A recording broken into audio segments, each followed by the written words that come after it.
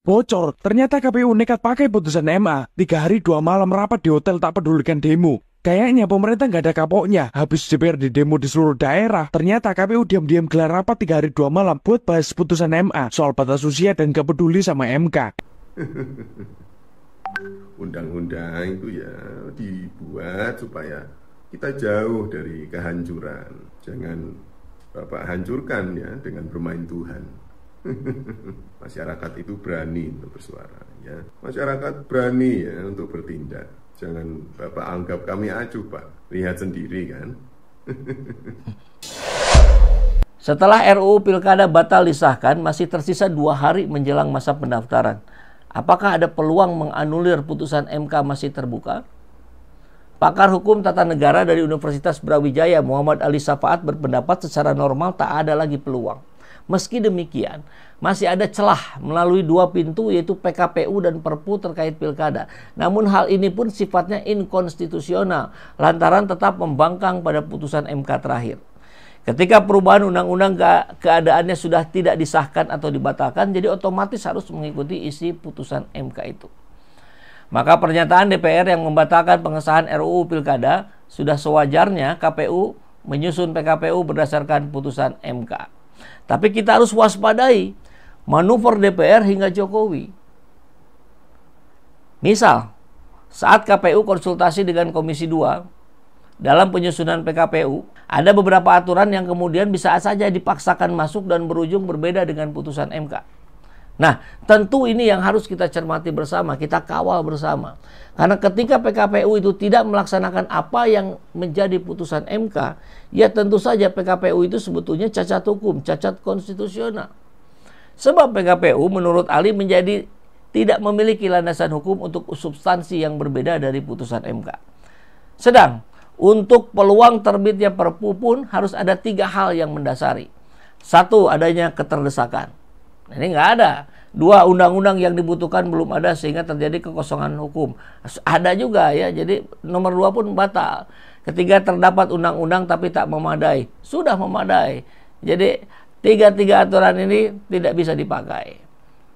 Namun, apabila Jokowi masih memiliki keinginan menerbitkan Perpu, Ali mengingatkan bahayanya rencana tersebut bagi konstitusi, sebab tak ada alasan bagi Jokowi untuk menerbitkannya. Maka kalaupun nanti dipaksakan terbit, maka rakyat dapat mengajukan judicial review terhadap Perpu tersebut. MK dalam hal ini menurutnya juga bisa bekerja cepat menolaknya dalam 1 hari juga. Nah, itu sahabat TZ ya. Ya. Sudah lama sekali ya Pak. Saya tidak menirukan suara Bapak. Suaranya masih sama ya Pak, tapi rasanya yang beda. Sudahlah Pak. Sekarang sudah tidak ada kubu-kubu lagi, tidak ada. Tidak perlulah ya Pak, kami dipecah-pecah lagi. Kan lawannya sama. Wong yang kemarin dukung Bapak, itu sekarang kami dukung kok untuk dukung kami. Undang-undang itu ya dibuat supaya kita jauh dari kehancuran. Jangan Bapak hancurkan ya dengan bermain Tuhan. Masyarakat itu berani untuk bersuara ya. Masyarakat berani ya untuk bertindak. Jangan Bapak anggap kami acuh, Pak. Lihat sendiri kan. Izin ya Pak, saya tirukan suaranya.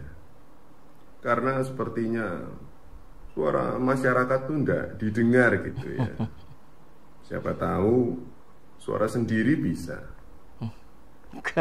Keren, luar biasa. Beda banget suaranya ya dengan Pak Jokowi. Kristo kentang. Jadi menohok sekali ini, mudah-mudahan didengar karena suaranya mirip dengan Pak Jokowi ya. Kalau suara rakyat nggak didengar ya, suara sendiri masa sih nggak didengar? Nah, gitu katanya ya. Oke. Ini yang asli Pak Jokowi ketika bicara Gibran dan Kaisang ya tentang MK.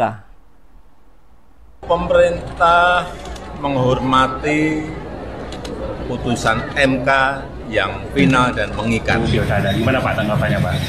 Iya, kita hormati kewenangan dan keputusan dari masing-masing lembaga negara.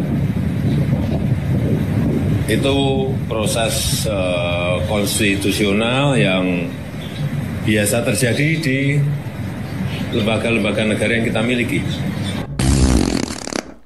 Pemerintah menghormati putusan MK yang final dan mengikat. Jadi ketika Gibran diloloskan, tanggapan Jokowi, kita menghormati putusan MK yang final dan mengikat. Ketika putusan MK mau dibegal oleh DPR kemarin, kita hormati proses-proses politik yang ada di institusi negara. Nah, saya beda suaranya ya, masih yang barusan. Jadi sungguh sudah sangat tidak layak dipercaya ya orang-orang yang seperti ini nih. Semacam Pak Jokowi ini betul-betul petaka demokrasi di negeri ini. Bocor, ternyata KPU nekat pakai putusan MA. 3 hari 2 malam rapat di hotel tak pedulikan demo. Kayaknya pemerintah nggak ada kapoknya. Habis DPR di demo di seluruh daerah, ternyata KPU diam-diam gelar rapat 3 hari 2 malam buat bahas putusan MA soal batas usia dan gak peduli sama MK. MA sebelumnya ngeluarin putusan batas minimal usia 30 tahun calon kepala daerah waktu pelantikan. Sedangkan MK putusin 30 tahun buat batas usia calon kepala daerah waktu pendaftaran. Keputusan ini bikin Kaisang anak Jokowi nggak bisa ikut pilkada, sehingga publik mencurigai pemerintah melalui berbagai cara melawan MK untuk meloloskan sang putra mahkota. Habis DPR gagal melawan putusan MK soalnya di demo di mana-mana, sekarang gantian KPU yang ternyata udah rapat diem-diem buat pakai putusan MA buat peraturan pilkada. Pimpinan dan anggota Komisi 2 DPR didatangkan untuk rapat di hotel di luar tempat kerja membahas putusan MA. Padahal sebelumnya Ketua KPU Muhammad Afifuddin berkomitmen menggunakan putusan MK soal batas usia calon kepala daerah 30 tahun saat pendaftaran. Informasi ini dibongkar oleh pengawat militer Konira Kundini Bakri melalui akun Instagramnya dan meminta tangkapan layar WhatsApp itu disebarluaskan. Kantor berita Mall yang mendapatkan keterangan langsung dari orang dalam KPU juga membenarkan bahwa KPU akan tetap menggunakan putusan MA soal batas usia. Mari semua tetap kawal putusan MK. Jangan sampai tenaga dan darah mereka yang turun ke jalan terbuang sia-sia. Amin. Ya Allah, ya Allah, ya Allah, semua banyak sekali korban, ya Allah, biadab. Ya Allah, banyak sekali korban.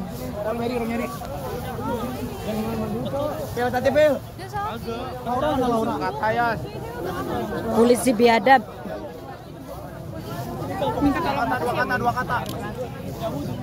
Banyak sekali korban, aparat biadab, pembunuh rakyat.